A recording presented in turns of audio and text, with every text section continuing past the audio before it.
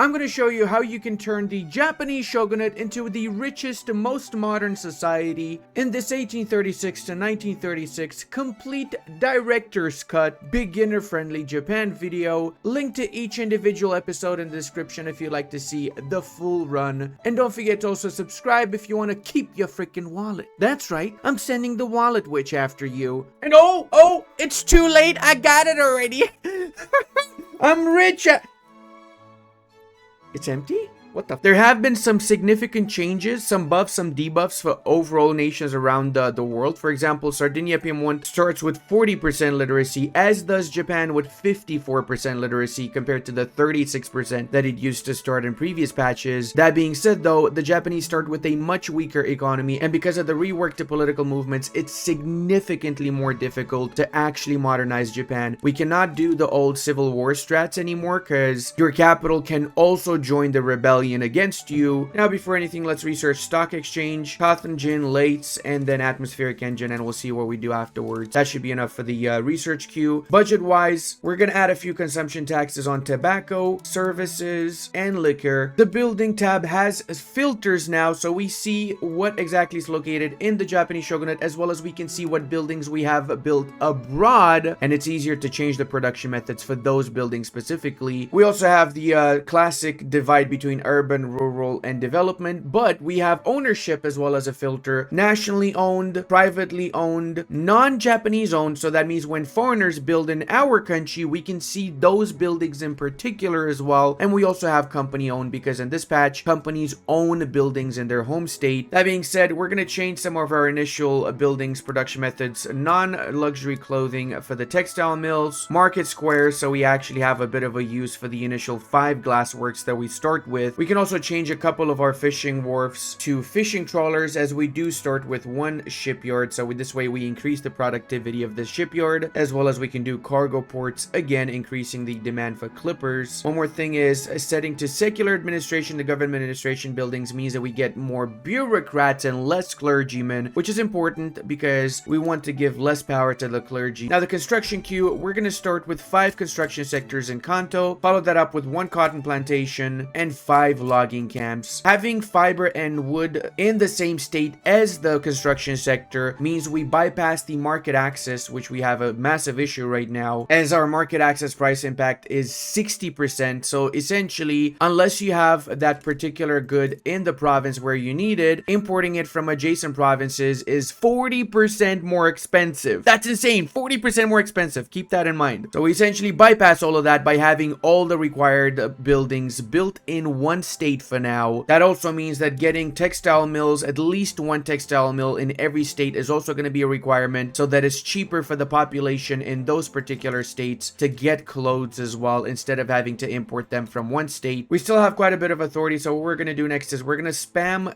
the promote social mobility edict. This will continue to increase our literacy, as such increasing the maximum innovation cap. But that being said, remember that the higher your literacy, the more birth rate reduction you get. When you have 100 literacy, you get -10 birth rate. So right now we have roughly -5.5% birth rate because of our 54% literacy. Not an issue though. We do have 31 million population, which is huge. It's also the reason why we have such massive issues with taxation. 62,000 in unrealized taxes because of the amount of population. The way we fix this is not, of course, by spamming government administrations, because what that means is, sure, we get a little bit of extra taxes, but the cost for maintaining these government administrations, as well as the input cost for paper, is going to destroy our economy. So we would eventually pay more for that than we would be getting back in taxes. So then how do you fix it, Ludi? You fix it by switching away from traditionalism, which gives -25% taxation capacity. You also go for appointed bureaucrats as your bureaucracy legislation, which gives +25 taxation capacity. So these 2 laws alone increase your taxation by 50%. And then you also do legislation such as central archives, which gives flat 25 taxation capacity, as well as standardized filing cabinets, meaning we can get from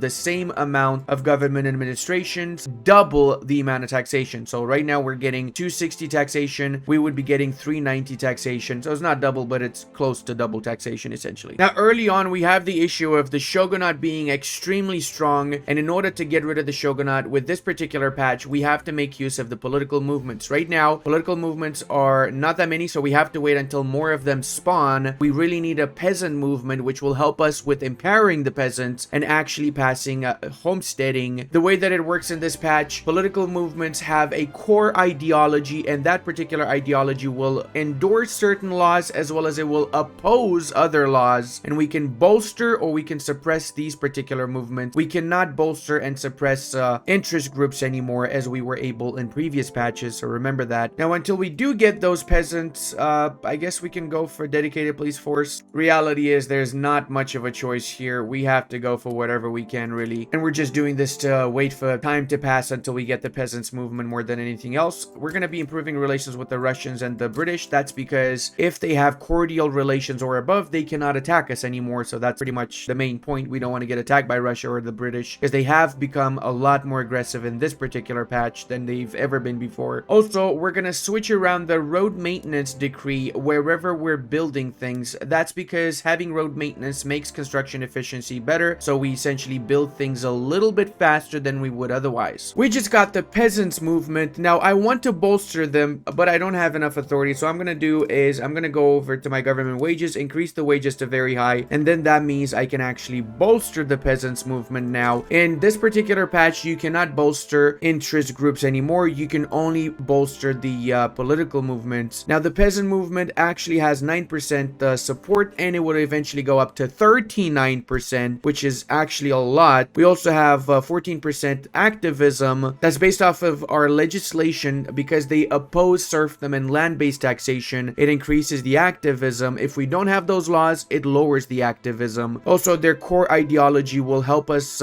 pass homesteading, as well as even change our taxation laws if we need to. Let me go back and lower my government wages now. I don't want to waste that much money on government wages, obviously. Also, I've added more logging camps to the construction queue, and I've added one shipyard in Kanto 2. That's because we need more clippers, and the shipyard requires wood and fiber as its input goods for the production method, and we have both of those goods in the state, which means that, again, it's not influenced by the market access price impact, so it's not 40% more expensive, those two goods, because they're getting imported from adjacent states. And you know what? I think I can do 2 more construction sectors. We got a few logging camps already in here, so we could probably sustain already a couple more construction sectors. Yeah, let's do that. With the Japanese, the main issue is that you do not want to take loans, because if you do start taking loans, we're not a great power, we're not a major power, so we take a lot of loans. We have to pay massive amounts of interest, which means we really do not want to take any credit until we've become a recognized nation at least, and of course until we have become a great power or a major power. I'm gonna give this one more tick. If it doesn't pass to consideration on this tick, then I'm gonna cancel dedicated police force and I'll go for homesteading instead. Oh, come on, you really had to go to consideration. I was like super ready to cancel this law so I can actually enact homesteading.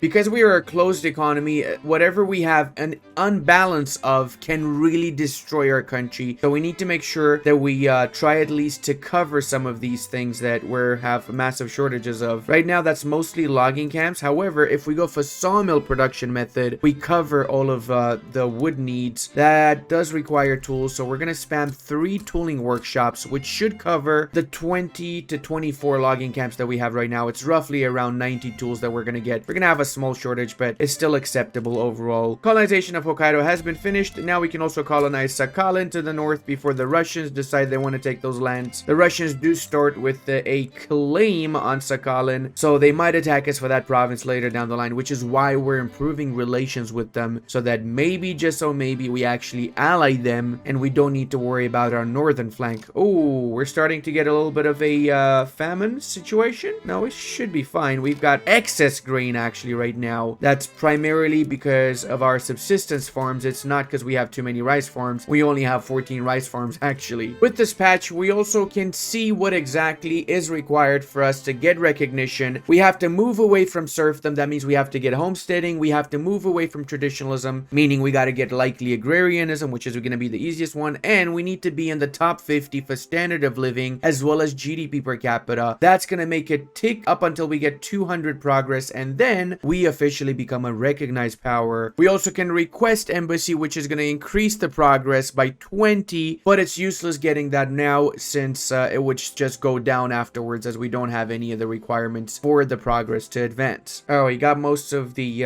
logging camps, so now let's go ahead and do some iron mines as well. We're gonna get 3 iron mines because once we finish building the iron mines, we can change to the rough iron tools production method, doubling the amount of tools that we get from the same amount of tooling workshops. Actually, I just realized I'm pretty poo-poo brain. Let me get 2 tooling workshops and 2 iron mines. That way I get 120 tools, and that's more than enough to cover for everything I need. And we got the first tooling workshop. I'm gonna change the 9 logging camps in Kanto to use the tools. That means we need 47 tools for this particular building to properly function, so we need more tools. We're only making 16 right now, but because there's such a high demand for it, we get a lot of employment really quick in this province. And we have a small rebellion. I'm gonna create a 3rd army actually, and I'm gonna send like 4 units or something like that. I don't want to send too many units. I don't need to mobilize the entirety of my army to fight against literally 1 rebel. So I've added the petite bourgeoisie in the government, which allows me to go for appointed bureaucrats. There's a slight chance, but we need to get it done so we actually improve our taxation capacity and we start making more construction sectors as consequence too. And speaking of, I'm gonna update my construction queue here, change some production methods as well. We're also gonna need some more cotton plantations as well as a paper mill. Oh, we got actually one of the iron mines done, so that means we can change over the production method of the tooling workshop to the rough iron tool production method. We don't have enough iron to cover it yet, but it's only 9 weeks until we get the second iron mine, so we should still be fine. Now I think we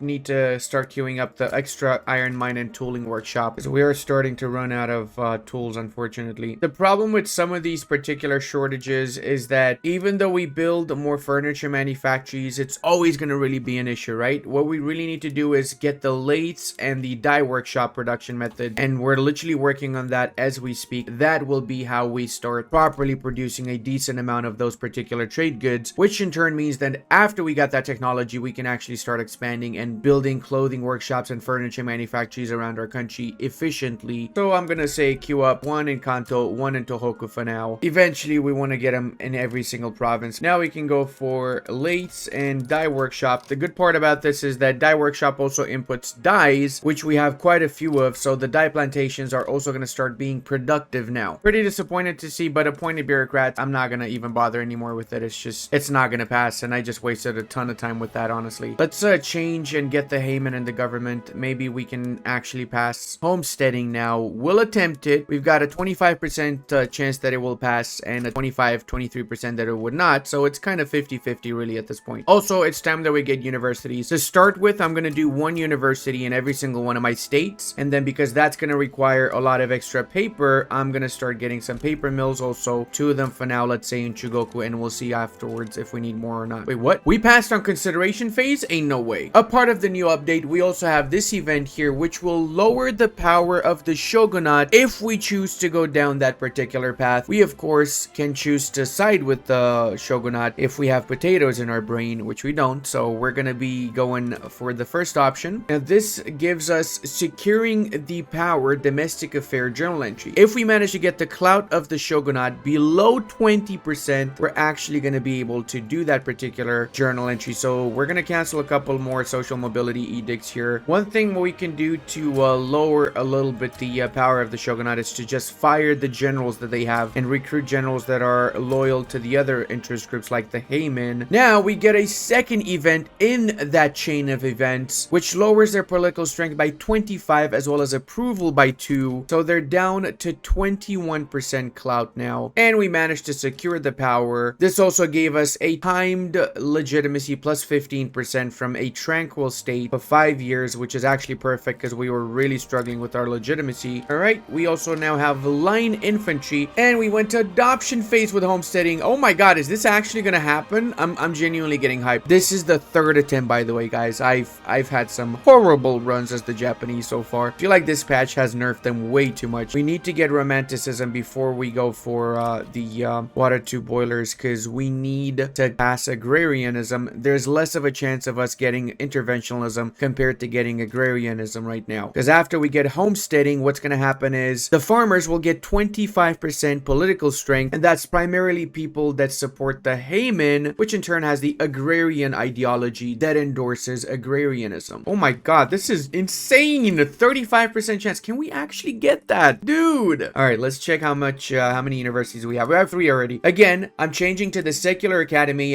going away from the clerical educations from my universities too. For the same reason, we don't want to make the clergy too powerful. It already is extremely powerful, unfortunately. So we have to curb their strength somehow. Come on, dude. 49%. Please, please, please, please. Pretty please pass.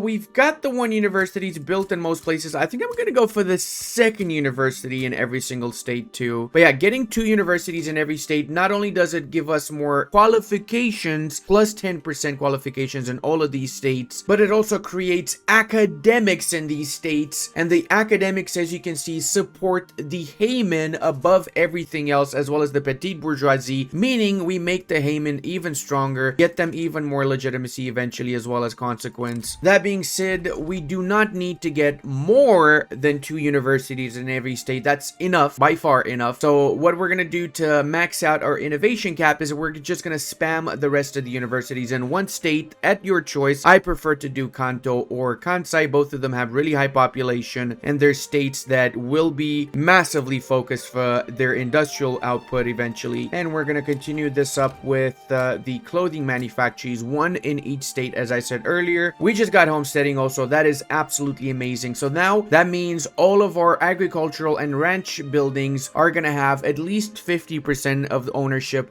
by the workers. We also have the support to go for agrarianism, but we still didn't get the technology, so this is honestly just sad. I guess what we could do is go for professional army in the meanwhile to actually get more political strength for the servicemen and officers. You get 200% political strength for officers and 50% for servicemen. Seeing as we got atmospheric engine, changing this production method means we get significantly more minerals out of our mines. It does mean it requires coal mines, which is why we built this 1 coal mine in the first place here. And also, speaking of, we can change now our gas street lights production method for the urban center, which again requires coal. And we can also get 2.5k progress for empiricism from the journal entry being finished as well for universities. Especially early on, hunting for some of these is not a bad idea. The development, the journal entries like atmospheric engine, the iron mines need to get more occupancy. So we need to make sure that more iron is required. How do we do that? Well, we change production method. So we can change this particular construction sector in Kansai to use the iron frame buildings, which requires iron and tools. So that means there's higher demand for iron, and as you can imagine, now there's more people working in the iron mine. That being said, I really would like to get all of my construction sectors to use the iron frame building. So I'm gonna actually start spamming some iron mines now. Let's say spam 7 iron mines, and we're gonna need some tooling workshops as well afterwards. I'm gonna stop doing the universities. I'm only gonna keep the 2 that are already being constructed and push the textile mills at the bottom of the queue. We can do those after we've upgraded our production method to the iron frame building. Getting 12 iron frame building construction sectors is honestly really good. We cannot sustain that with our current economy, but we'll slowly build up towards it by just getting more people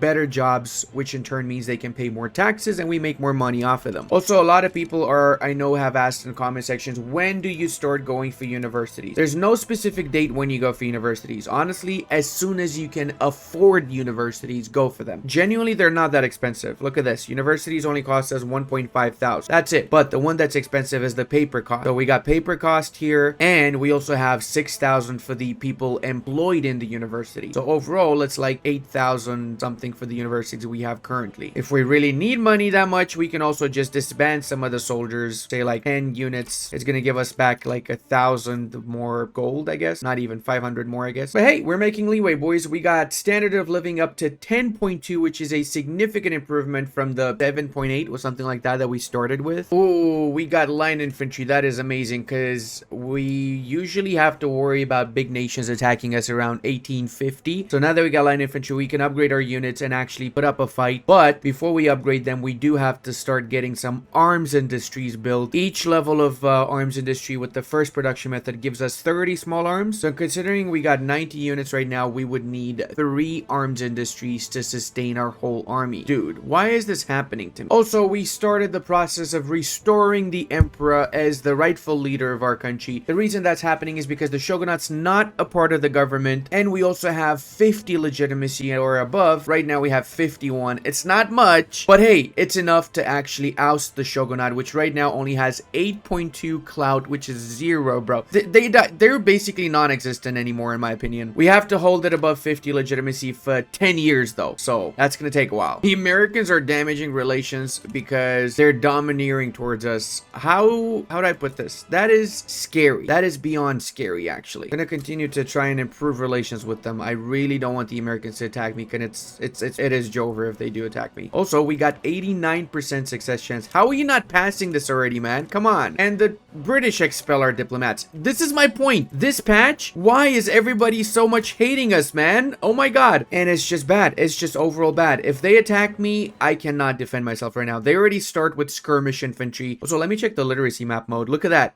We're the greenest spot in the whole world because of our social mobility decrees. And we also got the romanticism done. So that means we can start going with agrarianism right after this legislation. We have quite a bit of support for agrarianism, let's say. That's also going to fix our economic issues, because not only does it increase our taxation capacity by 25, but it also increases our market access price impact by 15 because of the debuffs that traditionalism currently has. Hey, on the bright side, we got 3.5k progress for water tube boilers, so we're very close to actually getting water tube boilers now, and we got consideration for agrarianism. That's awesome. I changed my production method to iron frame in Kanto, and I've deleted a couple of the construction sectors. It means we're up to 42 now. We still have a few more construction sectors we can change to iron frame in Chubu, but yeah, it's such a tough decision because I have to choose between bringing the emperor back and modernizing, which in turn means I would start taking a lot of debt, or just deleting more of my construction sectors. That would be an option too, so then I don't take the debt, but I also develop slowly economically speaking. Now this technology actually saved us because the amount of extra goods we're producing with the water tube boilers is just huge. That means we can actually take all 9 of our construction sectors from both states, and we only have a shortage of 50 iron and 64 tools. So let's redo the queue then. We're gonna do 1 iron tools, and we're gonna do another coal mine in Kyushu. Bring that up at the top of the queue. I've built a fertilizer plant in Chugoku, which allows me to change the production method for my farms now to include fertilizers, but that means I need a sulfur mine, so I'm gonna bring this up at the top of the queue as well. I'm also gonna need sulfur when I change over to the sulfite paper production method, which is gonna come soon because I am researching mechanical tools right after Central Archives. That's why whenever you're designing your, especially in the early part of the campaign, whenever you design where exactly you want to have buildings, take into account the base resources available in that state before you build your building. So having sulfur, we can build a paper mill which will intake sulfur with advanced production methods. Also, we can build fertilizers, which again will intake sulfur to produce these fertilizers, and we can also get explosives plants or explosives factories which require both fertilizer and sulfur. So we have all of these in a closed loop sort of state where market access doesn't impact the production cycle since everything is present in the same state. As you progress in the campaign, this doesn't make that much of a difference in the later part when you have high market access, when you have a lot of population, when you have a lot of everything really. But early in the campaign, it is really vital to properly plan exactly where you want to have factories built, and knowing where to build what is half the game really. We already have minus 400 grain. So in previous patches, this didn't matter much, but in this patch it does, because once you have way too much grain reduced, you're gonna start getting famines, and famines will kill your population super fast. I'm talking insanely fast. We don't want famines. It's the one thing we really need to avoid in this game now. Now, I am also gonna queue up a explosives factory in Chigoku because I actually can use explosives already. I can switch to nitroglycerin production methods, my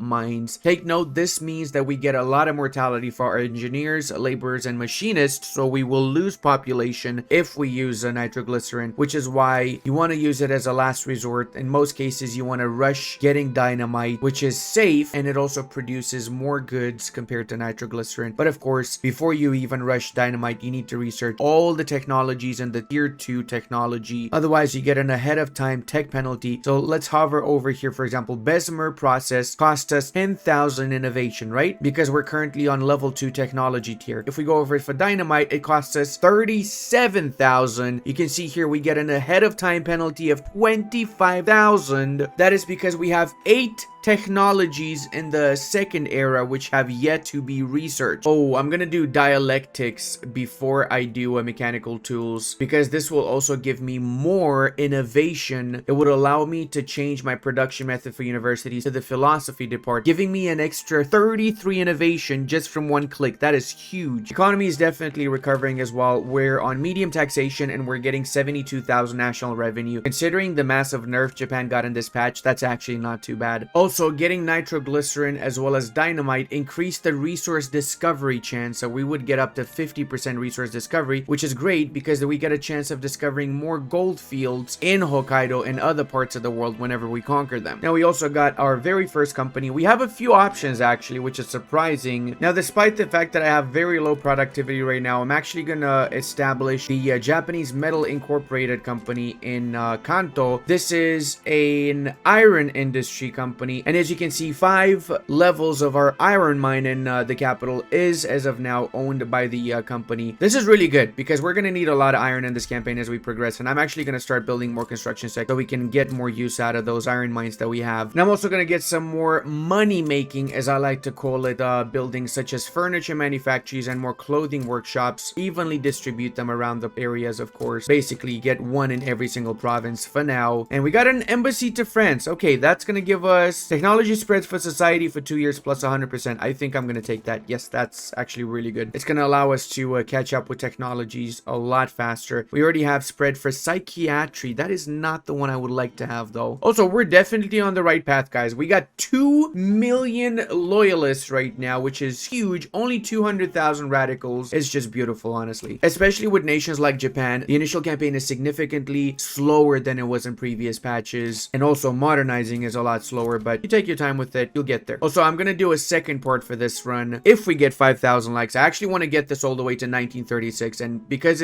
I'm talking a lot more than normal in this kind of video, which is intended to be more of a general guide for people both new to the game but also people new to the patch. I don't want to have like a video that's 2 hours long because no one's gonna watch that, right? So I'm gonna chop the video down in like 3 parts and release them one by one once we get the like goal. Holy mother of God, 269 more paper is gonna be required after we switch this production method. That seems like a lot of paper. Holy snap. Is that even worth it? Am I even making money off of that? I'm gonna have to get more of these paper mills now, at least 4 more. There you go. Since we've been building some furniture manufacturers and like basic goods buildings, we also have a lot more national revenue now because we got more stuff that we can tax. I really hate the fact that the Heyman doesn't play nice with any of the other interest groups. Like, it's literally either only keep the Heyman or I have to get rid of them completely. I cannot mix them in with any of the other interest groups. It is unfortunate for sure. Finally, we went to adoption phase 2. Holy mother, dude. I have to look back at this at the recording. I think I've been going on agrarianism for like 6 years at least. I thought I was doing bad though, but I'm actually right behind the Prussians. How is that even possible? How is it that Prussia only has 15 million GDP? That is crazy. Prussia is not playing the way they should be playing. Prussia should be at least 30 million right now. At least 30 million in 1853. Even the Ottomans, with the buffs they got against the Egyptians now, look at that. They're doing really good. They're actually above the Prussians a little bit by 1 million GDP, give or take. Oh yeah, paper is definitely an issue. We're paying basically twice as much on paper than we were a few years back before we got the change for the government administration buildings. Hey, let's go, baby. We got agrarianism finally. Oh, this is such a big deal for us right now. This is actually a massive deal. And look at that. We already are back up to 45 legitimacy. Very close to being able to continue to oust the shogunate. I'm gonna go next for racial segregation. This way we accept more pops, including we accept the Han people a little bit more. We don't have too many pops in our country right now. If we go to society, we only have 11,000 open prejudice level, and we got 120,000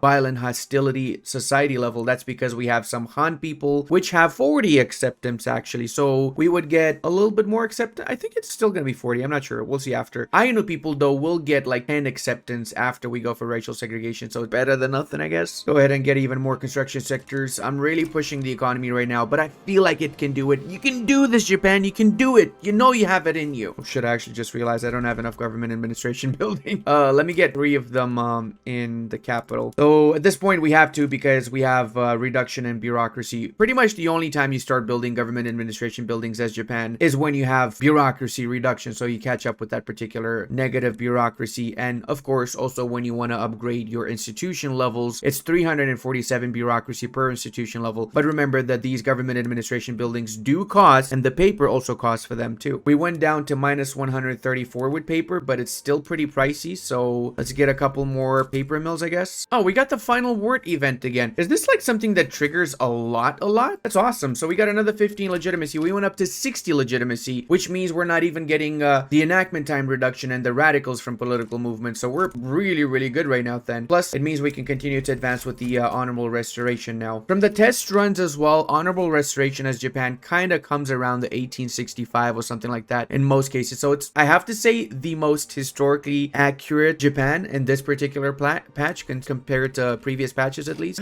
No! British wants foreign investment in our country. That means it's gonna open up our market though, right? You know what? It's fine. I expected this. 80% of the runs in 1.8, the British or the French or the Americans want to open up our market. Again, it is kind of historical, right? The Americans did gunboat diplomacy and they opened up the market. So that's what's happening right now. I guess we're just gonna accept it. We have no choice here. We got free trade, so that means we can actually start trading with other nations, and we got the best type of trade policy. We would have struggled to get this legislation. Getting it like this for free is, in my opinion, pretty freaking good overall. Thank you, Britain, I guess I could say, right? That means we also can start establishing trade routes. We can do a coal import from the British, and also do from the Russians some wood import, and we can do some Qing grain import because they have a ton of grain we can make use of. Now, this means we got the event, the opening of Japan. It lowers the political strength of the landowners by 75%, so they're basically gone. We got political strength for the intelligentsia and the industrialists, and we get 30 legitimacy, which is huge. We essentially now got 89 legitimacy because of this event. So I kind of wish that somebody tried to open up my market 10 years ago. That would have been even better. The only drawback to this is that we don't have isolationism, which gave us 50% authority, so we end up with minus 500 authority. We're gonna have to cancel some decrees right now. Promote social mobility times is over, but hey, you know what? It's not the end of the world. We still managed to get up to 75 literacy, and we still have the most literate people in the world, even more literate than the British themselves. Yeah, as I was expecting, Ainu get 10 acceptance, as do the Siberians and the Micronesians, so we still need to work on that a little bit more. Okay, let's check how many innovation points we have now since we changed to... It's actually not that many. We have only 83. I was expecting a few more. I guess it's time for us to build some more universities. We do have only 11 universities, to be fair. I think I'm going to build them in Kansai because I don't have much infrastructure left in Kanto, actually. I'm short of infrastructure for that matter. What is my shortage here, actually? I need 7 infrastructure, so I can easily fix that by getting a couple of ports. Every port level gives me 5 infrastructure, at least on the cargo port production method. We get more with the industrial and modern ports, of course. Oh my god, what is happening in India? Dude! Hindustan is massive! Are they a part of the British market still? No, they're not. So these are the breakaway people, the Hindustani. We still have the British East India, part of the British bloc, but they barely own any land in India at this point. We got a few other breakaways. Hyderabad is, I believe, yes, it is an independent nation. Marwar is an independent nation, and so on. Ooh, this is juicy, man. This is really juicy. The collapse of the British Empire starts in India. We also, I believe, can do a lot more textile mills now, since we have a lot more pops that can afford to buy these clothes, so we got more higher demand for clothes. Look at that. We went up to minus 140 clothes imbalance now. After paper, we also should queue up a few logging camps. I think we queued up some. No, we queued up 7. Let's queue up a few more. I want to spread these out a little bit better as well. Get like a couple in each state, basically. We also can go for appointed bureaucrats, which again is going to increase our taxation capacity by 25%. Now guys, this is really important. We just got an agitator, right? However, this agitator has the ideology of authoritarian. In this patch, that's not a bad thing, because his ideology doesn't matter compared to the political movement that he supports. So what he's doing now is he's supporting the peasant movement, which has the land reformer ideology, core ideology. Only thing that this would matter is if we were to say make him the leader of our political party, then his personal ideology would matter, right? Right now, only thing he's doing is he's just making the peasant movement stronger, which is good because we still want the peasants to be pretty strong. We're gonna actually start moving away from the peasants in 3-4 years, and we're gonna start bolstering the industrialist and the intelligentsia instead. Rejoice, guys, we've overtaken the Prussians by a slight bit of GDP, so we're technically better than Prussia and the Ottomans now, okay? That's what's up, boys. I'm confident we can also overtake the United States soon-ish, and I'm also confident I can get one more construction sector actually. So let's get one more in Kansai now. Do I need to say more? We got 100% success chance. My appointed bureaucrats on adoption phase failed to pass the law at 85% and went to 100. How is that normal, dude? How in what universe is that acceptable? I'm so mad. I'm gonna make another construction sector. Holy mother, trade agreement with the Russians. Yes, please. Oh, this changes everything, guys. This is the most significant thing that happened to us in a really long time, because now we can just import from the Russians whatever we have shortages of, and we can also export our excesses. We got some excess of iron right now we can export to the Rush. Oh, we already are exporting. Okay, never mind. And look, we went to consideration phase. And yes, in case you're wondering, we're going for proportional taxation. We are completely ignoring per capita taxation. I know if we switch to per capita taxation, we'd actually be making a bit more money now, because we'd get what we're getting from land-based taxation. Plus, we also get per capita taxation, right? An increased income tax. However, proportional taxation gives us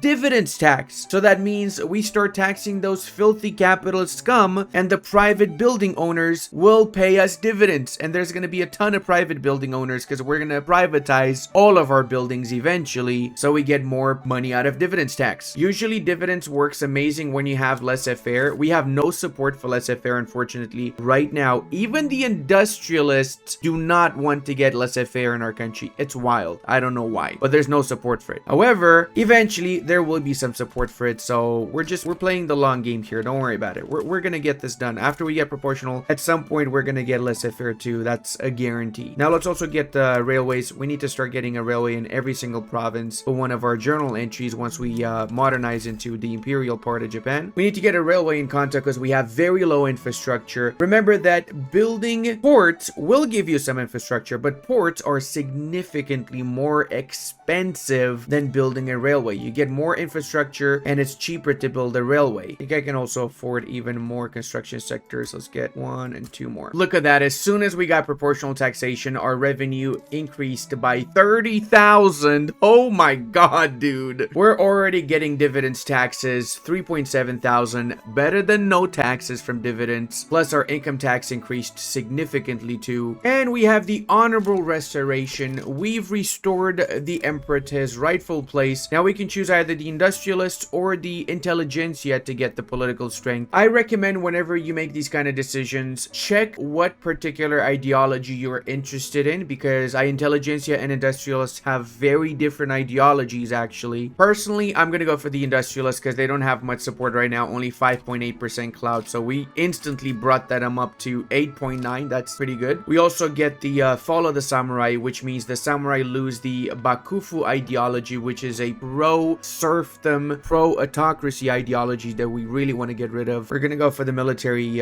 research speed reduction. We don't want to piss them off though. We want to peacefully reintegrate them into our society. Now I also want to mention for internal security, the choice between National Guard and Secret Police is a lot more different now, because National Guard, it also offers harvest condition impact reduction, which makes it really good alongside the obvious conscripts that you get from it. But Secret Police gives political movement activism reduction. Remember that with this particular version, the only way you're going to get rebellions is from the political movements. I've had -20 relations with the landowners at multiple times in my playthrough, and they didn't rebel, because that's not how it works anymore. The only way you're going to get rebellions is from these particular movements. And if we have Secret Police, lowering those activists by 10% per level is huge. It's so huge, you essentially will never get rebellions ever again in your game. So it's a bit of a trade-off here. You don't get the conscripts, you don't get the harvest condition reduction, but honestly, not getting rebellions is such a freaking dream to me. So I'm gonna go for Secret Police. Now we also get some journal entries. Once we've restored the empire, we have to complete 3 of these journal entries to do the Kome restoration. We also can adopt state Shinto as the national religion, and this is going to change the interest group traits for the Buddhist monks. We go over to our religion. Right now we have 5 million Shinto and 31 million Mahayana. So if we do change to Shinto,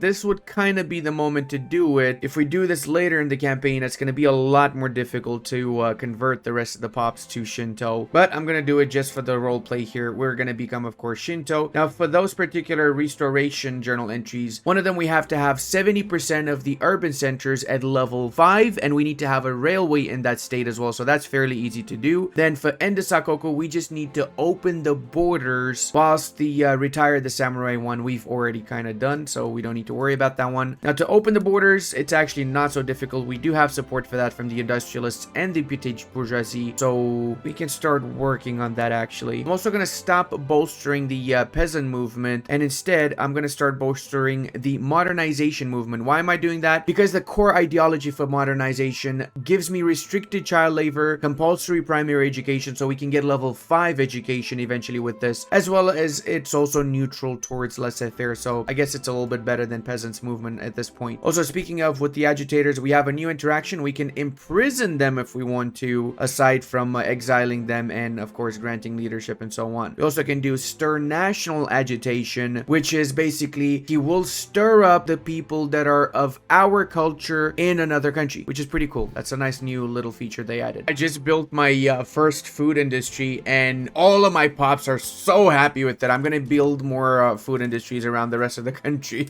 And I'm also gonna be building some more universities. I'm gonna get 3 more in the former capital of Kansai, because now it's changed to Kanto, and just a couple more around here, maybe a couple more in Kanto as well. We also can now get a defensive pact with the Russians, which is perfect.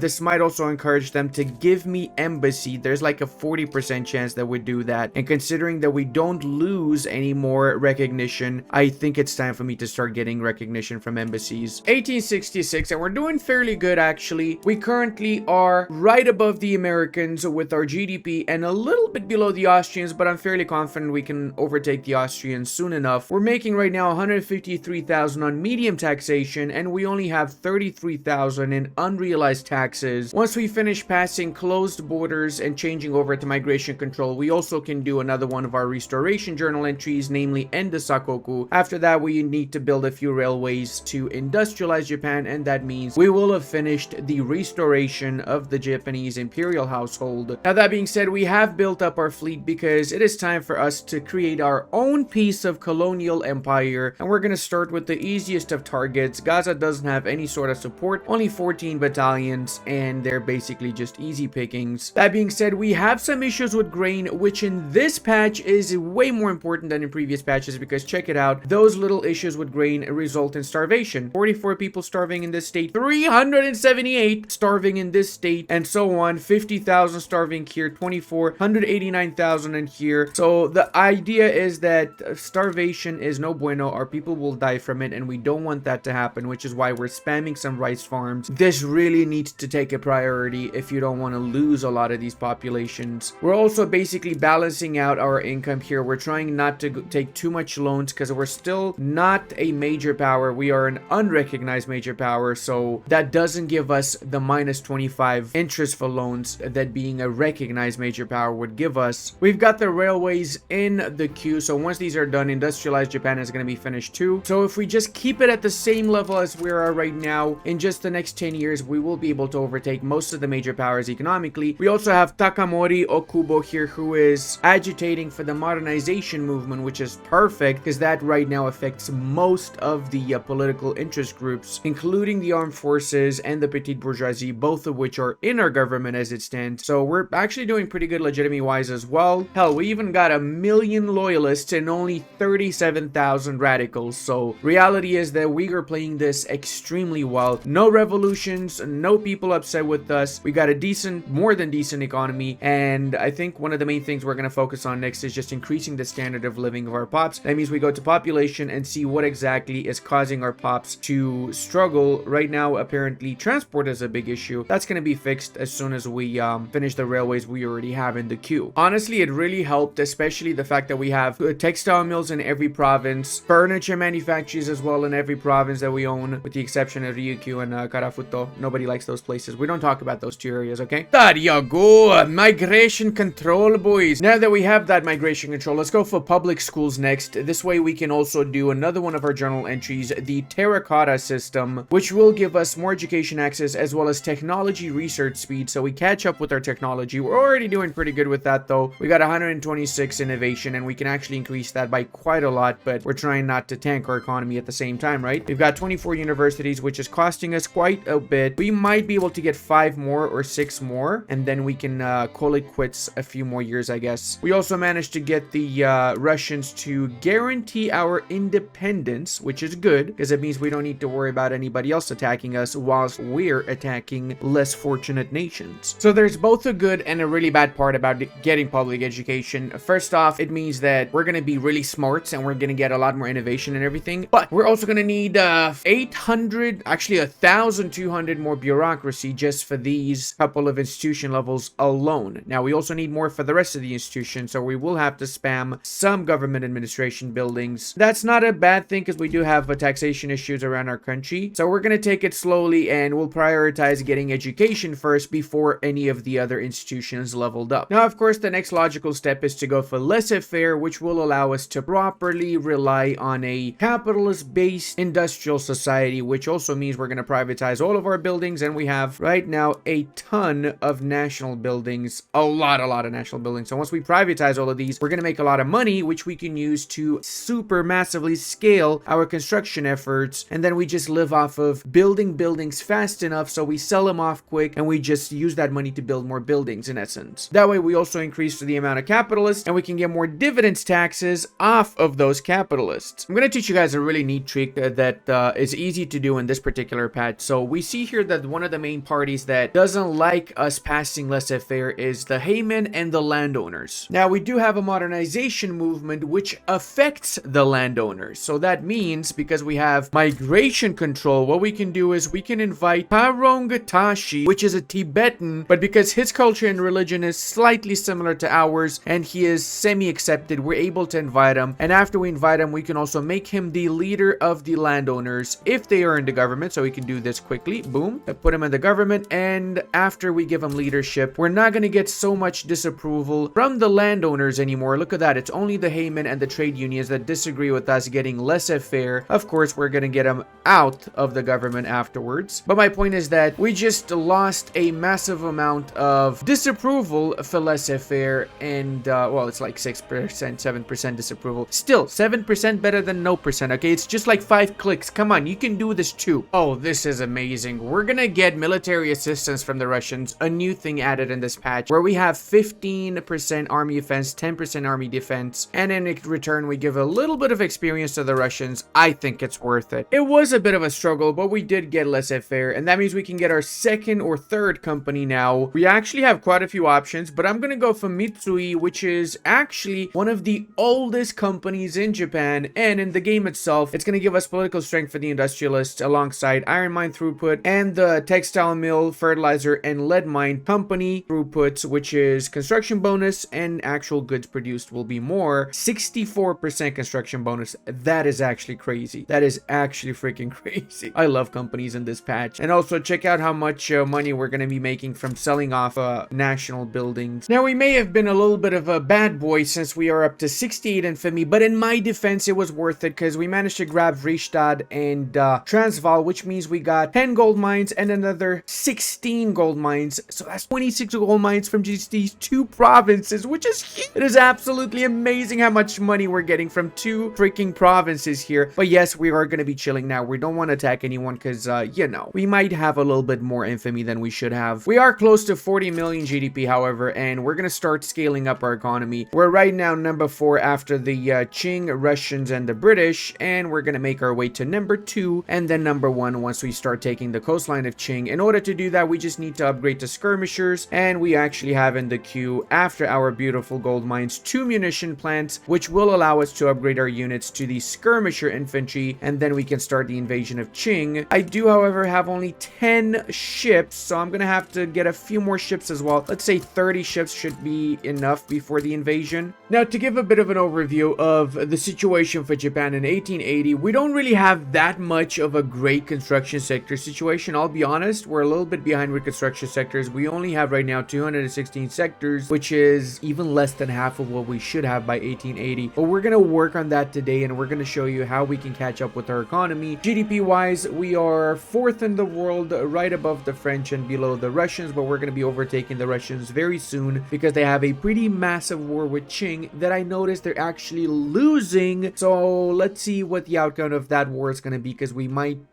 take advantage of it to ourselves. Let's say we do have a sizable amount of gold mines. We also have not only the gold mines in Hokkaido, but we got the gold mines lines in South Africa. We did a few cheeky invasions in the south here. It did cost us a lot of infamy, which is why we're chilling. We're not doing anything right now. We also have a little bit of a colony in Yemen, and that's pretty much it when it comes to our overseas expansion for the time being. I'm gonna plan to expand into the Asian bits in this particular part of the campaign, but we'll talk about that more in a few moments. Population wise, we have seen a steady growth population. We're up to 46 million, primarily Japanese. Army wise, we don't have that many units. We can switch to skirmishers. I'm actually just waiting to finish my ammunition factories before I switch over to skirmishers, and we need a lot of artillery pieces. We don't have any artillery right now. We do have some artillery foundries, which is why we're going to be recruiting some artillery. Ideally, we want to have 50-50, basically 50% infantry, 50% artillery, no cavalry. That would be the meta right now in the current patch and in previous patches as well, for that matter. Legislation, we have laissez-faire, proportional taxation, homesteading. We could switch to commercialized agriculture. I'm not going to do that yet, though. I would like to go for colonial exploitation beforehand, because right now we got frontier colonization, which doesn't really help us much because we colonize all that we could colonize with this particular legislation, which is Sakhalin and Hokkaido. Speaking of legislation, we are very behind with institutions, not necessarily legislation, but we're going to catch up. We want to go up to level 5 education as well as level 4 health insurance, and then once these two are done, we can also increase home affairs, law enforcement, and everything else around here. We're also going to be staying on appointed bureaucrats because we need the extra taxation capacity. Taxation capacity being one of our biggest banes. We are still getting 42,000 in unrealized taxes, so we're losing quite a bit of money because of it, but we are in the process of building quite a few new government administration buildings, and it's actually worth getting these now. We're going to add these up in the QC, which one of our states still has massive issues with taxation, and these are primarily all the major states in the island of Honshu. It's so juicy watching all of these gold mines getting built up in Fristadt right now. It quite literally is free money, you know, gold mines. All right, let's go ahead and do a few more construction sectors. Let's max out the ones we have in Kanto, as well as get a few more around Chubu and Kansai as well. I like the round number, so we're gonna go for 10 and 15, albeit 15 technically is not round, I am aware. And since we've expanded our construction sectors, we have a lot of shortages for tools, wood, and coal. Coal is not an issue because we can just change our production method to use dynamite, and we should be a little bit better afterwards, but we do need to get those tooling workshops done ASAP. So let's say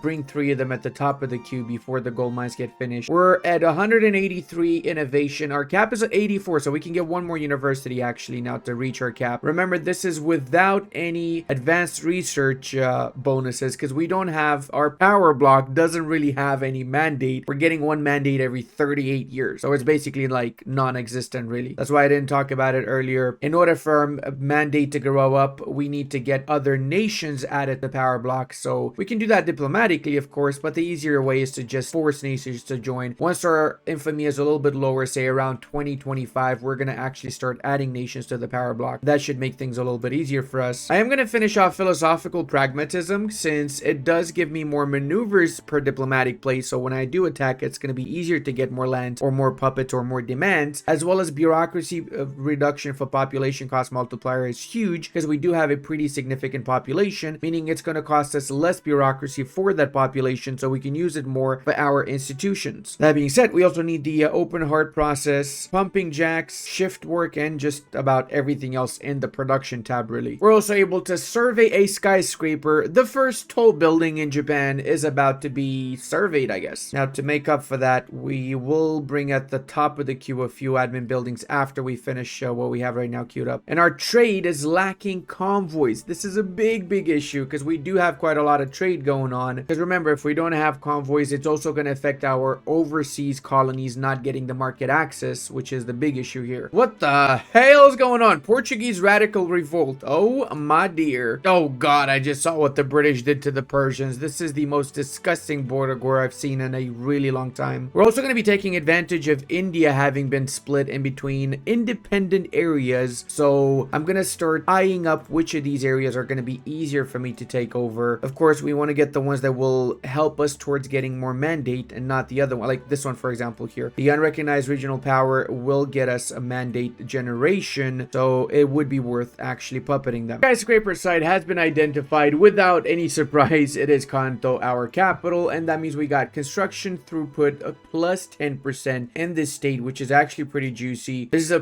permanent modifier. So construction sectors here are going to be way better than in other areas, which means that from now, when we need to get construction sectors, we're going to do it in Kanto. And more importantly, we're going to start with the switch to steel frame building in Kanto itself. We just need to make sure we have enough glass, explosives, tools, and steel to do the change. Because look at that. We're going to need just from this one province to change to steel an extra 1,000 steel and 800 glass. That is a lot of steel and glass, my guys. This is just classic right here, guys. We failed on consideration phase. We literally had like 60% at one point, and we just got so many horrible ticks, eventually just failed. That is the most Victoria 3 moment out of this entire, not even the entire campaign. It's happened a lot, unfortunately. It looks like we secured our very first vassal. Marina back down. We were actually even improving relations with them from before, because I was planning to make them my vassal from a while back. Now, the good part about that is that we can actually start building some buildings within Marina eventually, and despite them not being right now an unrecognized regional power, they will rise to that rank after we've built our buildings in here. South America, on the other hand, it's going to be a little bit more difficult because right now the US is protecting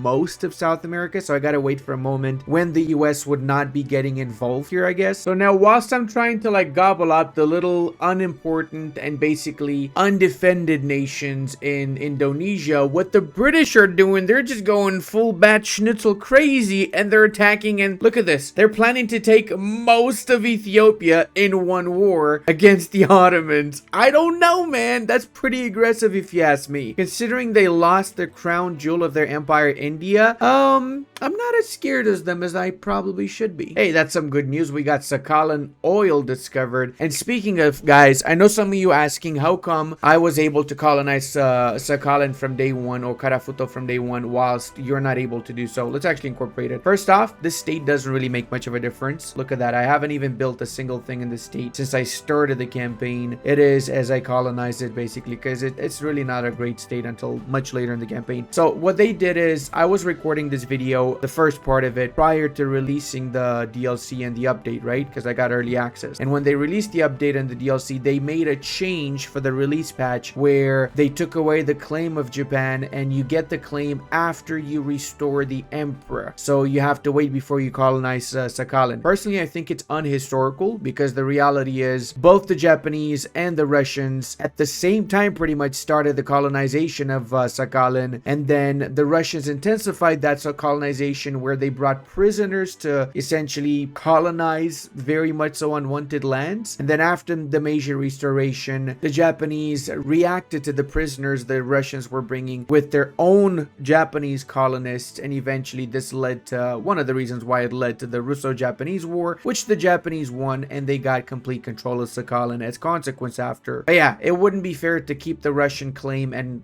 take away the Japanese claim, because the colonization of Sakhalin would not have been feasible in 1836 by either Russia or Japan. It was something that after 1855 both nations started actually properly engaging in. Rejoice, Maguindanao, you're free. You're actually free now, and I'm really eyeing up the Philippines, and I feel like the Spaniards might not be that difficult to take on. I'm just kind of worried that they might have some help. They are allied right now to Aceh, and they have a defensive pact with Austria and Belgium. Question is, would that defensive pact extend to their subjects? I think I might have found a little bit of a loophole here. By puppeting Uruguay, I get my foothold in South America. Historical Japanese invasion of Uruguay. Visualized, guys. Actually visualized. And there you go, guys. We built 20 logging camps in Merina Kingdom, which turned them into an unrecognized regional power. And as such, we're getting a little bit more mandate. We're going to do the same to Maguindanao now. We're going to max out whatever we can build in here that also helps out our market. So, of course, we're going to do logging camps and probably iron mines too. The better part about this is not only does it make them a better power and it gives us the mandate, but it also increases their economic dependence on us, making it easier to lower their liberty desire. I love how Siak has like 1,000 different... Oh, they gave up. I was going to say they have like 1,000 different defensive alliance pact with Bulungun and everybody else around here, and nobody actually comes to their help because they're all scared shitless of me. That's good, because I'm going to eventually own all of the Indonesian parts, obviously. It is rightful Japanese clay. Everybody knows this. Come on. We started to rapidly industrialize now. We're also about to finally pass oligarchy, hopefully, and we are gaining recognition too, because we have one from average standard of living, one from literacy. GDP per capita is still not in top 50, but at least we are getting some recognition, so it's better than nothing. I'd say the system, the way it works now, it is a little bit brutal, because unless you're really playing super tall like I'm playing with Japan right now, it's kind of impossible to get recognition until very late in the campaign. We've also now gotten as subject all the previously independent and unclaimed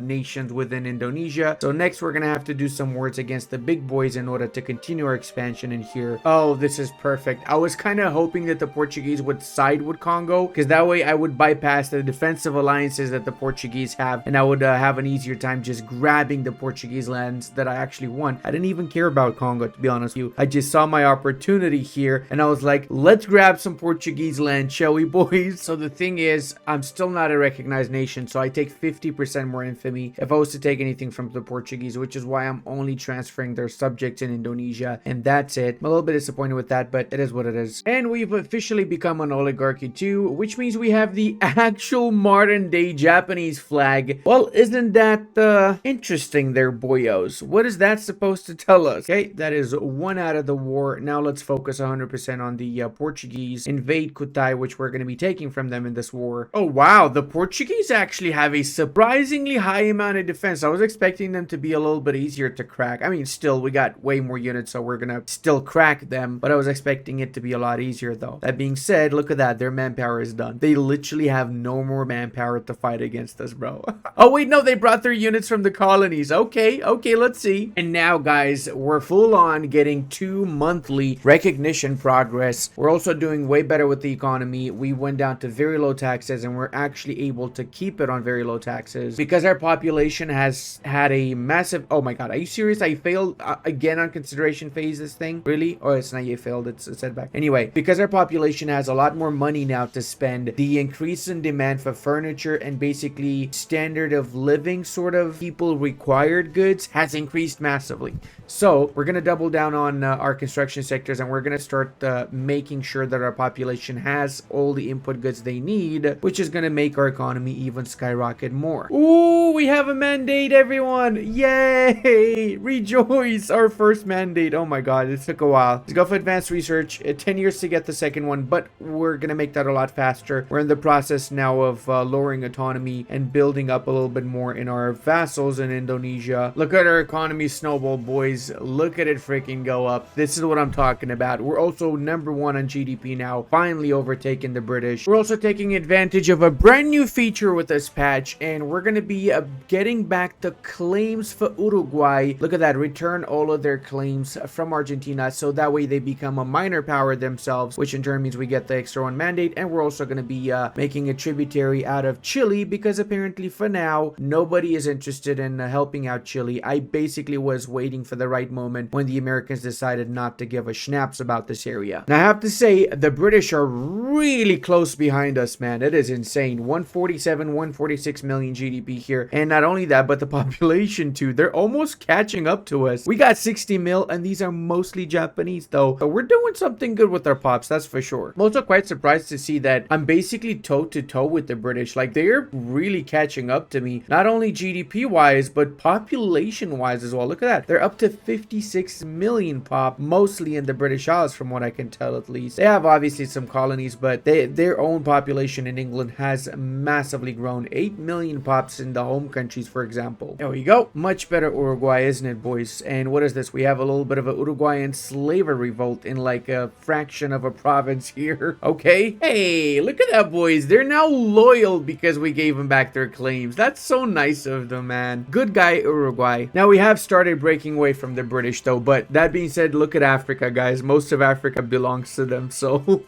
I'm gonna have to either A, get good relations with the British to get my rubber, or attack them and take their colonies. One of the two, really. Oh my god, 15.7 standard of living. We're the 4th best standard of living nation in the world, the greatest out of the great powers, so to say, followed by, I would say, Belgium is right afterwards from the great powers, if we can call them that anyway. Oh, and look at that, guys. Now it's 3 3 monthly that we're getting, and it still seemed like an eternity until we get recognition. It's crazy to me. Although if we are to take it historically, it's kind of accurate because the Japanese were seen as a bigger power on the same level as the Europeans around the early 1900s, more precisely after they kicked the Russians' butt. So yeah, I guess it kind of makes sense from a scaling perspective. But if I really wanted to cheese shit, I literally could get the restoration of the Emperor in 3 years, maybe even 2 years, depending on RNG. I got a brand new tactic I was actually thinking of trying out in the new patch that I think is super broken. So we're gonna finish this run today, and then later, maybe the next patch I'll attempt it. Let's see. I'm curious if you guys want to see it though. It's pretty insane. A great day for old Japanese. We have officially become a recognized nation, which means that it's considerably less aggressive expansion to expand. So instead of paying 28 infamy for Siam, it's only 13 infamy to get the Great Siam Protectorate. Also, by prestige, we are the world's 3rd great power. By GDP, we are 1st. By standard of living, we're 2nd after Brunswick, apparently, and 3rd by population. So I'd say we're going up in the world, aren't we? I'm gonna save this up. Most important part about this is that now we don't need to care about loans anymore. So I'm gonna start doubling down on my construction sectors. Wait, we can help Argentina in exchange for transfer of Patagonia. Yeah, I'm 100% okay with that. We're literally getting a free state, boys, and they pretty much colonized most of Patagonia already. Holy mother of God, there's 800,000 pops and 92% turmoil. What?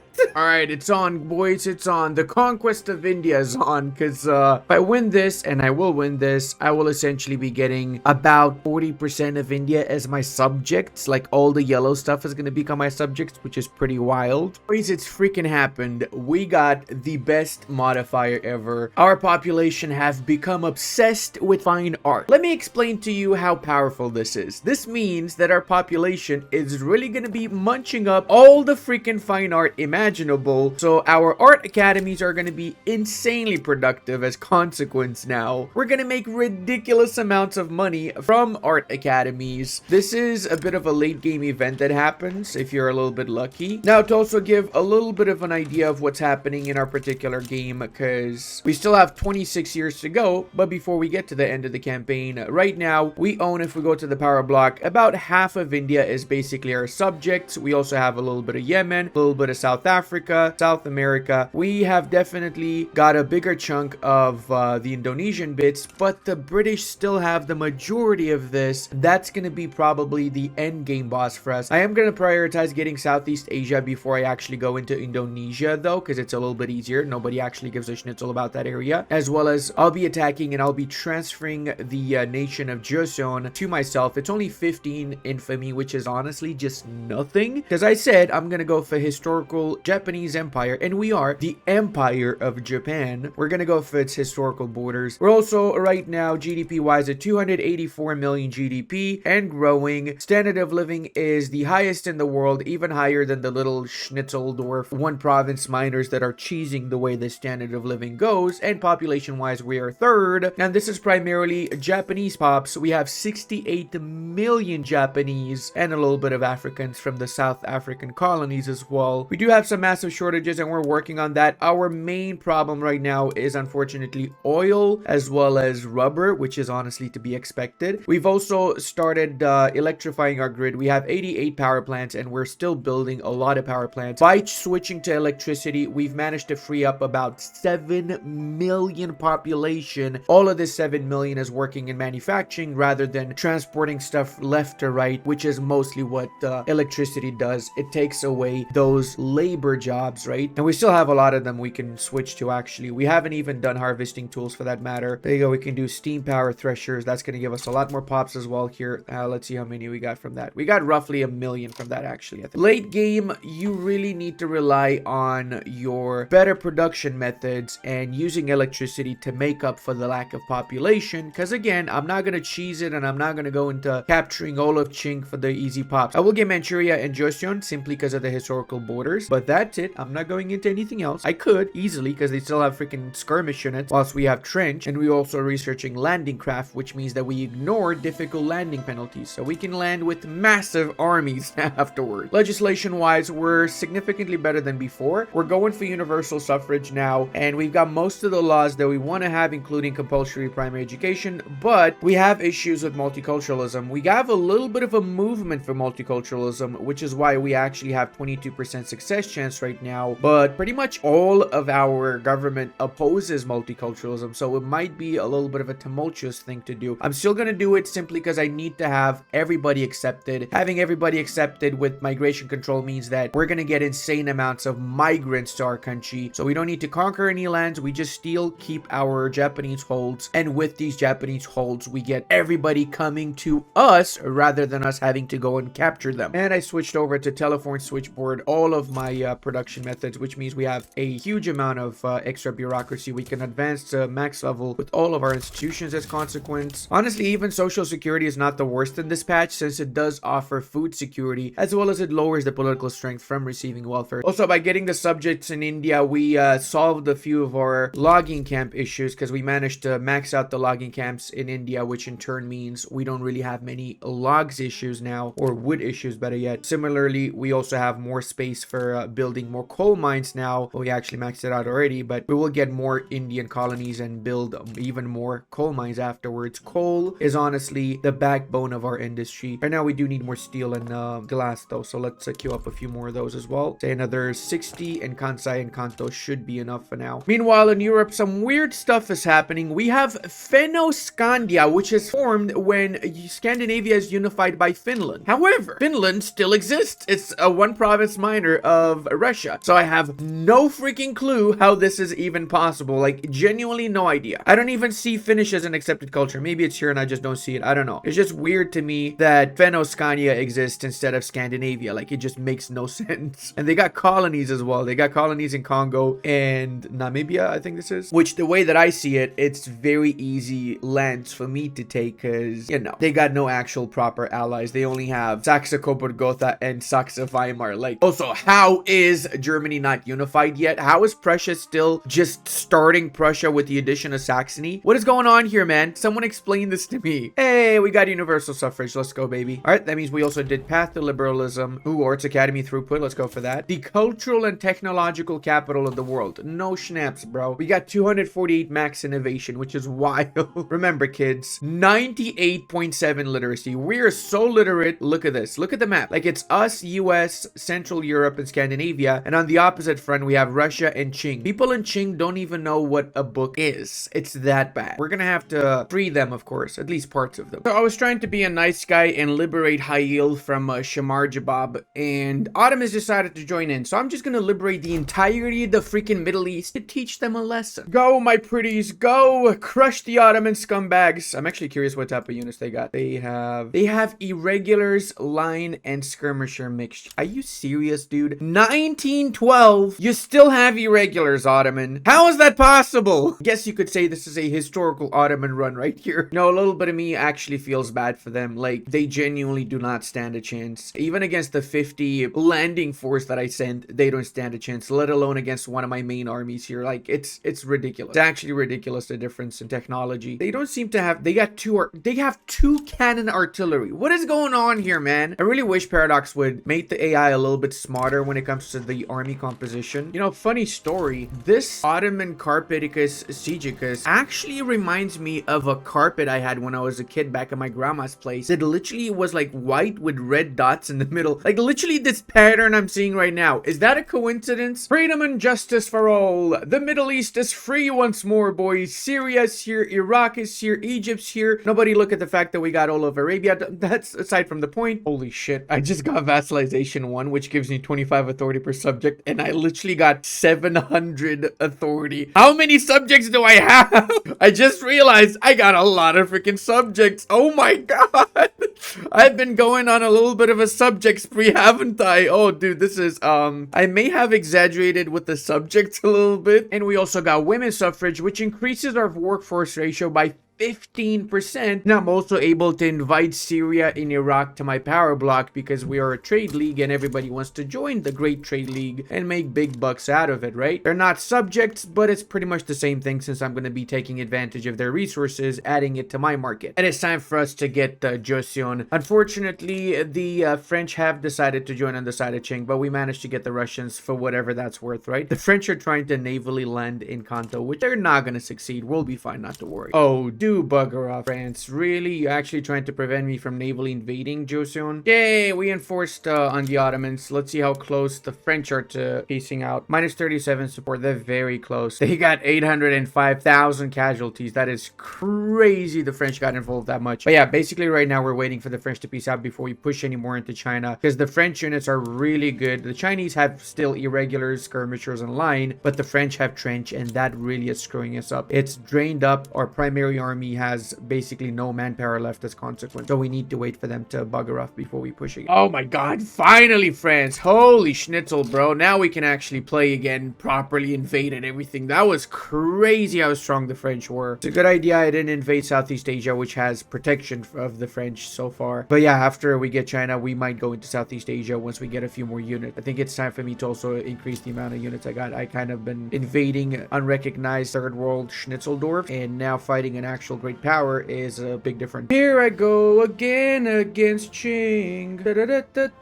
Oh my god, we're so close to 100 literacy. That is insane, boys. Literally 0.8%, and we got 100% literacy. That's literally more literate than modern day nations, most nations really. We've given the strategic objective for Beijing, so our units are pushing for Beijing. I noticed with this patch, they actually go for whatever strategic objective you give them a lot more than they used to in previous patches, to be fair. Oh, this is huge, guys. Protected speech means we get 25% technology spread. So if we go to our technology right now, we're literally gaining 200 more technology from technology spread. If we wanted to really double down on this, we could just spam universities and then the unspent innovation would make it so much more powerful. Also, we should probably cancel the knowledge sharing we have with our vassal. Look at that. Canceling the knowledge sharing increased our technology spread massively up to a possible of 318 innovation. What the schnapps, man. All right, so now that we got Beijing, their war score is starting to fall. And we got 100 mil. Oh my god, that is cool as snap. Dude, 79 million Japanese pops we got basically from birth. Very, very little of that is from conversion, in my opinion. Most of this is from just flat out birth. That is just beautiful to see, honestly. Let's check. We are still third for population. Russia is still beating us by 20 million. We'll work our way there, not to fear. And the first war against Qing is done. We got Joseon. We got the port in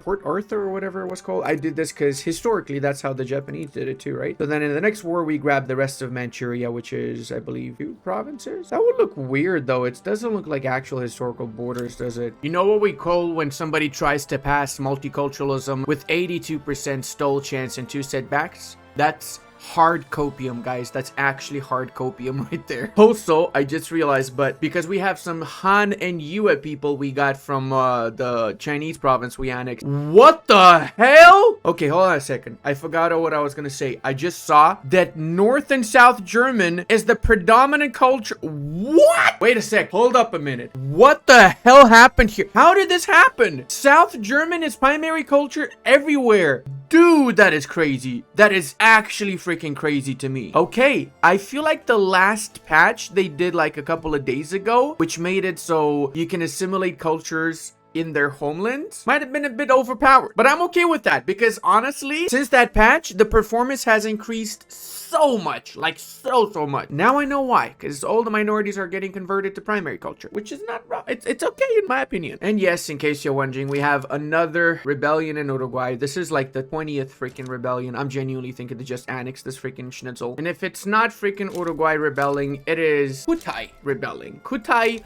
Bali, again, oh, Bali's also in a rebellion. Kutai, Bali, and Uruguay. The 3 nations that have been rebelling continuous, and which I'm honestly gonna annex. Like, it's freaking, this is enough. I've had enough with your Schnitzeldorf. I've had enough of it. You boys are gonna be integral parts of my nation. Even though I didn't want to do that, I have to do that now. Now, in the late campaign, guys, oil is the biggest problem. Like, by far the biggest problem. I'm importing as much as I can, and I'm producing a lot of oil too. I'm the world's #1 producer of oil with 8.8 thousand, and it's still not enough. It is crazy how much shortage of oil there is in Victoria 3 for the late campaign. Oh, actually, Kutai has oil. Wait, did I already upgrade the oil in Kutai? I did already upgrade it, but it's got no people there. Oh, come on, really? Yeah, we have to annex Kutai now, definitely. And there you go. We failed multiculturalism. What a freaking shock. I'm not sure how Tidor managed to get its independence, but it's not going to be independent for too long, let's just say. Oh, that's so cool. Maharashtra just formed. Yoink. That's an extra 8 million population we can get our hands on. We also can upgrade all of our units to squad infantry, and the difference is huge. Look at that. 40 offense,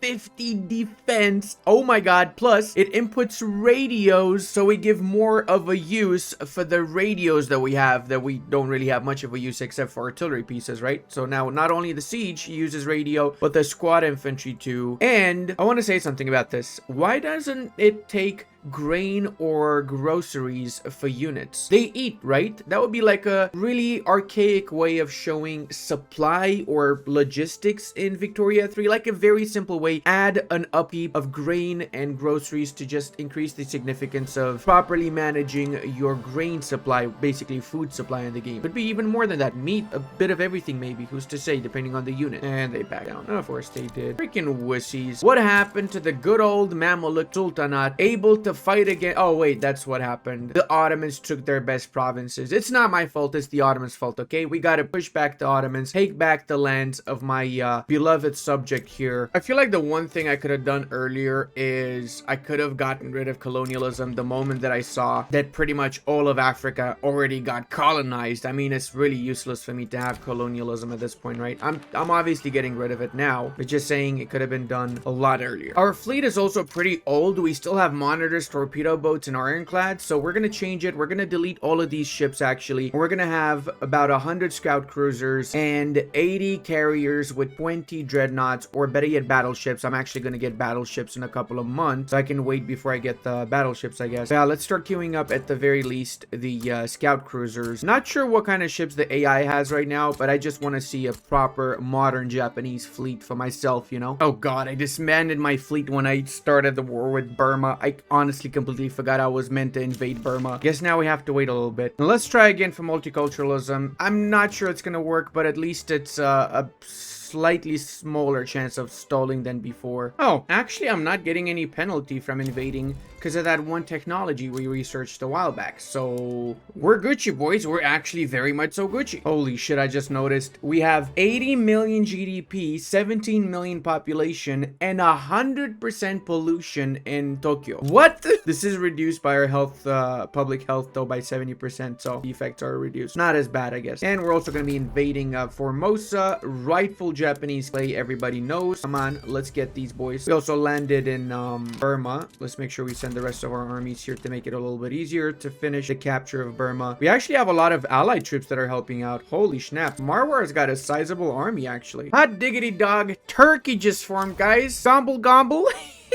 That's right, I called your nation a turkey. You got a problem with that? We'll take it up with chemical weapons. We got chemical weapons, guys. We're gonna enact chemical weapons for strategic murdering everybody reasons. Wait a second. Why is Shigeto Ito becoming a war crime for using custard mass? That's not fair, okay? We're only doing it to end the war quicker. We're saving lives. That's why we're doing it, guys. Bro. So check it out. 7% success chance, voting phase, 2 setbacks, and we get this tick. So we failed to pass multiculturalism on the last possible tick. I both love and absolutely hate this stupid ass game. 1935, I think, is a good moment for us to finish this campaign. I want to give you guys a bit of an overview of what we have right now and what exactly I think I made mistakes in, because there are some areas in which I definitely could have done way better. And I'll explain why I haven't done way better and what you could do to improve yourself if you watch this video and you want to learn a little bit extra from it. So from the budget screen, we basically have 9 million national revenue right now. We could technically cheese this and get a lot more by adding more consumption taxes. So if we were to go say and do cancel all of these decrees as well as cancel these particular decrees as well. We go back to budget and we can do 1, 2, 3, 4, 5, 6 more taxes, and we end up with 10 million national revenue on very high taxation. That being said, it is obviously not needed. We have way more than enough. Speaking of construction sectors wise, we could have literally had double or more, but honestly, I just found it so tedious just continuously adding up more and more construction sectors and more stuff in the queue that I personally did not find it too fun. I just wanted to like actually enjoy the run and not super min-max. But if you really want to min-max, you could literally have 10,000 construction by 1900 as Japan. One thing I did not do, and you should do if you want to min-max, is expand outside of the Japanese islands early on. Getting those oil provinces earlier on, especially around Africa, so getting colonization to colonize Africa, get into Central Africa, grab the Arabian lands earlier, grab more of South America. That is vital for your late campaign. Otherwise, you're going to be starved and deprived of oil. It's one of the reasons why I massively cringe that the British grabbed a huge chunk of Persia. In fact, they grabbed most of the area that the Persians have oil in the south here. Now, that being said, we do have basically 1 billion GDP, and don't make me unpause because I still have a few months, and literally look at this. I'm getting basically 3-4 million every week. Look at that. 991, 995, and so on, right? And that's just in March. The point is, we got a billion, and that's gonna go on the thumbnail most likely. But I don't want to hear any of you go like, you didn't get a billion, you got 995. Shut up, you nerd. I got a billion. Population wise, I'm kind of proud to say that aside from the lands we took in Manchuria, which is obviously Chinese, we got roughly around 100 million actual Japanese and a few other Indians that we got migrated into here as well. One thing I'm not super cool with is that we basically stopped getting that many Shintos once we went to total separation, and we have a lot of Sunnis, a lot of animists, Mahayanas, Confucians, and so on from other areas of the empire. So I feel like maybe I should have stayed with freedom of conscience for a little bit longer. Speaking of legislation, this is what it looks like right now for us, the laws. I was kind of thinking of going for a single party state just for the memes, but I also just wanted to have the Empire of Japan as the name of the country itself. Looks a little bit fancier in my opinion. We grabbed a serious chunk of Indonesia, not all of it because I didn't really push for it as hard as I could have. We only have 36 infamy, so clearly I didn't bother too much with it. Speaking of, we do have a really strong army though. Mechanized infantry, heavy tanks, and look at the difference here. This is 70 offense, 35 defense, 25 kill rate, and the mechanized is 50 with 60. That is, dude, that is actually insane. That being said, it does cost oil again, so, and tanks obviously, so that's a bit of an issue. Fleet wise, we didn't get as many ships as I was thinking to get because we actually don't need to. In the French and British War, we basically crushed them with just the scout cruisers because majority of their fleets was still like monitors, ironclads, and the better ones were the torpedo boats of the British. That was pretty much it, which goes to show that the AI is not really the smartest in this game.